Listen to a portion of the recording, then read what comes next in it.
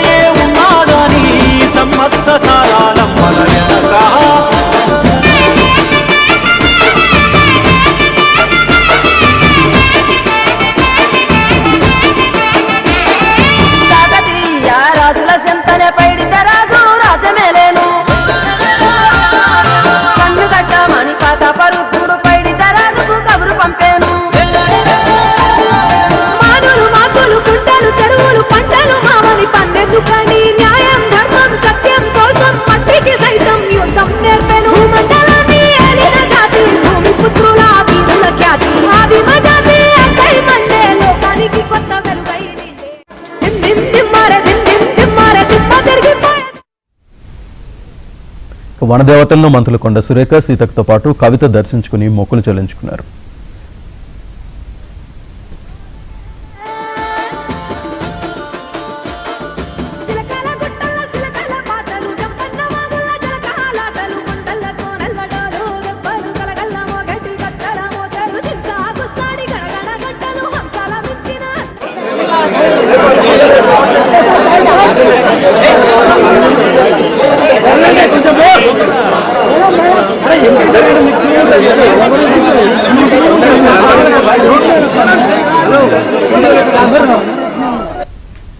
పూర్తి డీటెయిల్స్ మా ప్రతినిధి నవీన్ అందిస్తారు.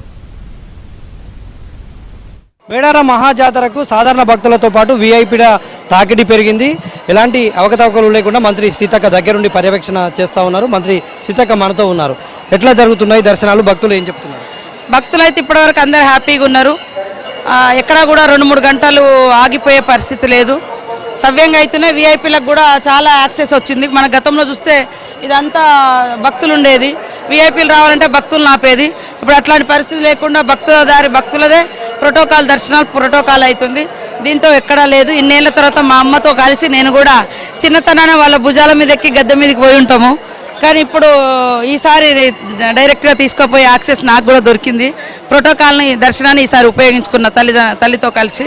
కాబట్టి అందరికి కూడా ప్రోటోకాల్ దర్శనం ప్రోటోకాల్ అవుతుంది, బయట దర్శనాలు బయట అవుతుంది. దర్శనం చేస్తే మాలో ఉన్న నెగటివిటీ అంతా పోయి మొత్తం పాజిటివ్, ఇక్కడ వైబ్స్ అన్నీ కూడా పాజిటివ్ వైబ్స్ ఉంటాయి. ఇక్కడికి వచ్చిపోయిన వాళ్ళ మనసు ప్రశాంతంగా ఉంటుంది. ఏమైనా సమస్యలు ఉన్నా కూడా అమ్మవారికి చెప్పుకుంటే అమ్మవారు తీరుస్తుంది. ఎన్ని కోట్ల మంది వచ్చినా కూడా చరిత్రలో ఎప్పుడూ కూడా ఇక్కడ ఒక చీమగుట్టో, దోమగుట్టో, పాముగుట్టో, తేలుగుట్టో చనిపోయిందనే హిస్టరీ లేదు. ఒక్క ఈగ కూడా ఉండదు. ఇప్పుడు మీరు చూడండి, ఇది అయిపోయిన తర్వాత వేలాది ఈగలు వస్తాయి. అంటే అది అమ్మవారి మహిమ. అమ్మవారి గద్దె మీద ఉన్నంతసేపు కూడా భక్తులను కాపాడుకొని కొంగు బంగారమై వాళ్ళు కొలిసిన కోరికలన్నీ కూడా తీర్చి వాళ్ళని ఆశీర్వదించి పంపిస్తుంది.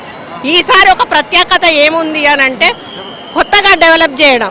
ఇది ఎవరు కూడా ఎక్స్పెక్ట్ చేయలేదు. ఆఖరికి సీఎం గారు డెసిషన్ తీసుకున్నప్పుడు మేము కూడా ఎక్స్పెక్ట్ చేయలేదు ఇంత త్వరగా ఇంత పెద్ద ఎత్తున రెనోవేట్ చేస్తామని. ఇది మాకు అదృష్టంగా భావిస్తా ఉన్నాము. ప్రధానంగా ఒకటండి, అమ్మవార్ల దర్శనం బాగా అయింది. మొత్తం మాతో వచ్చిన జాగృతి టీం అందరు కూడా బాగా దర్శనం చేసుకున్నారు. ప్రధానంగా ఏ గుడికి పోయినా, ఏ కొండెక్కినా, ఏ బండను మొక్కినా ఒకటే కోరేది అమ్మవారి దయ వల్ల, సమ్మక్క సారలమ్మ దయ వల్ల, పడిగిద్దరాజు గోవిందరాజు దయ వల్ల తెలంగాణ బాగుండాలి, తెలంగాణ ప్రజలు సుఖ సంతోషాలతో ఉండాలని కోరుకుంటున్నాను. అమ్మని ఎప్పుడు చూసినా బాగానే ఉంటుంది. అమ్మ అద్భుతంగా ఉన్నది. అమ్మవారి దయ ఈ కాలంలో కూడా నిశ్చయంగా ఉంటుందని నమ్మేటటువంటి వాళ్ళలో నేను ఒకదాన్ని. కాబట్టి వారి దయ వల్ల రాష్ట్రం బాగుండాలని కోరుకుంటున్నాను. వచ్చే జాతర కల్లా కవిత కొత్త పార్టీ పెట్టబోతున్నారా ఏంటి? ఏమైనా చెప్తారా దాని మీద? అమ్మ దయ, అమ్మ ఎట్లా ఆదేశిస్తే అట్లా జరుగుతుంది. Thank you. ఇది కల్వకుంట్ల కవిత గారి అభిప్రాయం. మొత్తంగా అమ్మవారిని దర్శనం చేసుకున్న తర్వాత ఏబీఎన్తో ఆమె ప్రత్యేకంగా మాట్లాడారు. అమ్మవారి దయ ఉంటే ఖచ్చితంగా కొత్త పార్టీ దిశగా కూడా ఏర్పాట్లు జరుగుతాయని కవిత సంకేతాలు ఇచ్చారు. Video journalist జగదీష్తో Naveen, ABN Andhra Jyothi.